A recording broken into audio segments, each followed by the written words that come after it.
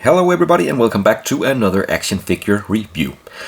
Well, it's been a while since I have reviewed one of the classic monsters from Sideshow, so why not do it here in October, where we are close to Halloween. And what we're looking at here is the Boris Karloff The Mummy 1932 classic movie monster in his appearance as Ardeth Bey and not his appearance as the wrapped up Imhotep mummy. But still, it's a very cool figure. I've been looking for it for some time now, and I was lucky to find it new and sealed in the box. And speaking of the box, here we have the typical Sideshow classic monster type box where you can open and take a look at the figure if it's inside and also see information about the movie. And that also, if we turn the box around here, still pictures from the movie with Boris Karloff in his iconic makeup, or one of them.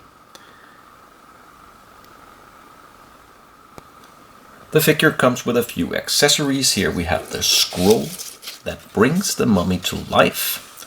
We have a sacrifice dagger here. And of course the figure.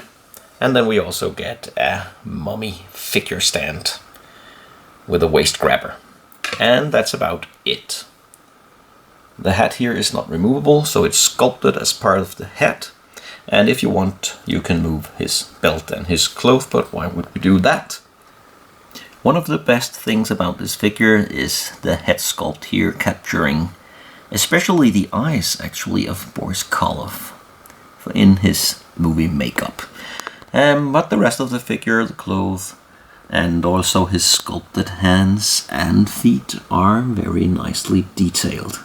And he has this, well, I don't know, yellowish color. We can't really for sure tell if he actually had the same color, because it's a movie in black and white, but it looks cool. And it also has some of the weaknesses of the typical Sideshow figures, which means that the head articulation is limited, and the articulation also with his feet here and his hands are a bit limited. If you roll up his sleeves, you can see that it's only the hands here that are sculpted and colored.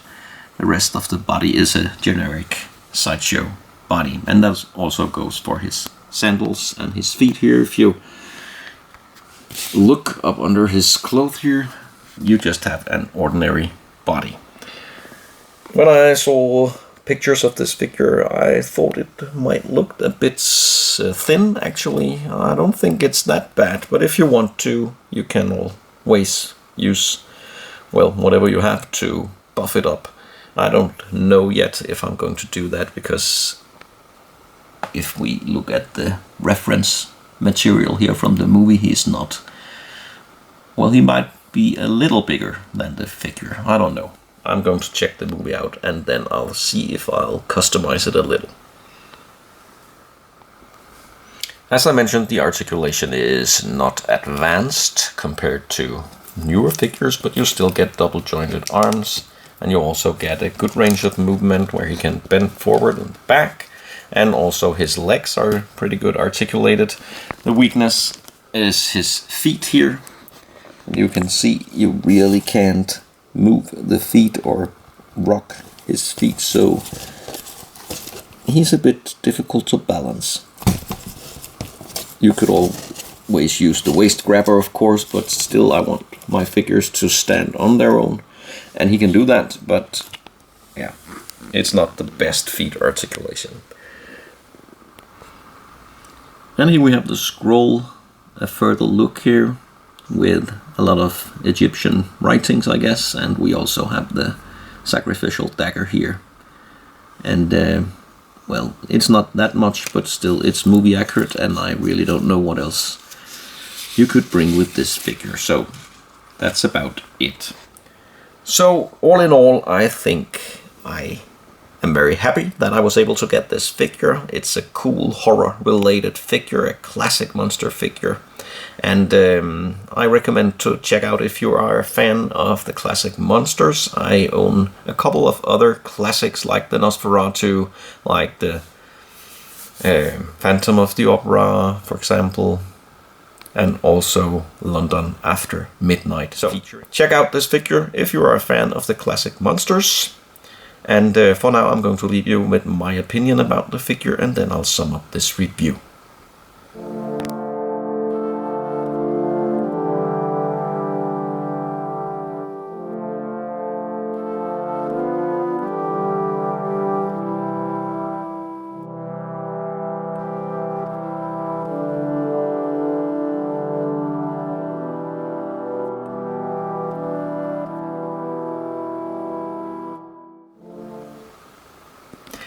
I really think there's something creepy and eerie about this figure. I think it's the eyes and the head sculpt. I really can't stop looking at the eyes here.